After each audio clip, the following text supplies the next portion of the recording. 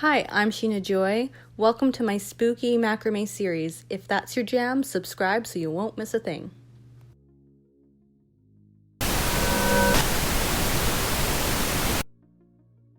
To make our pendulum necklace, we're going to need embroidery floss, a gemstone, scissors, and masking tape.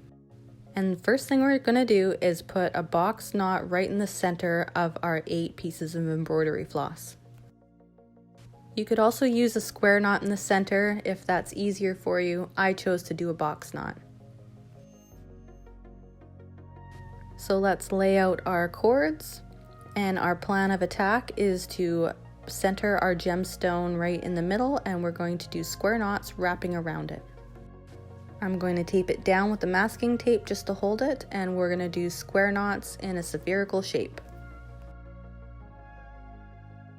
You could also use a clipboard if that's easy for you, but I do not own one, so I'm using masking tape.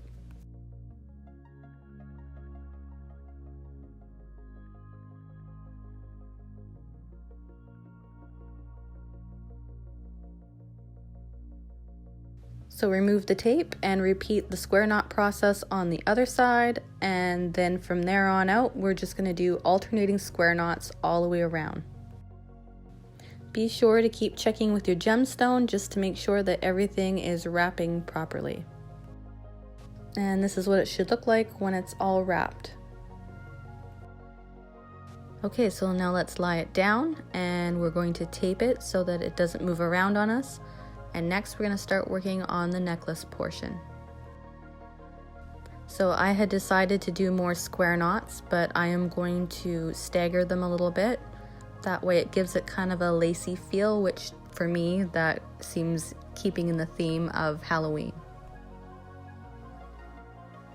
So to do this, let's make our square knot, but not put it all the way up close to our gemstone here.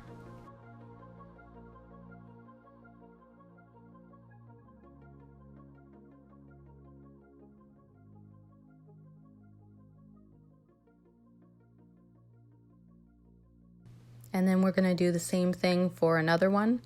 We're going to stagger our square knot further down again, and that makes the lacy pattern. Doing the square knots like this, I find that it makes this project go a bit faster, otherwise we'd be doing a lot of square knots. Okay, I think you get the gist, so I am going to speed it up here. I'm going to make this necklace a little bit on the longer side because I really want it to have like that pendulum effect. Also, when wearing it, I find that having it sit in your cleavage for some reason is more spooky to me. I don't know. Is that spooky to you? And this is the final result. What do you think? Creepy or not? If you're enjoying this series so far, please give it a thumbs up and subscribe so you don't miss more. Also, here are 2 more videos I think you'll enjoy. I'll see you over there.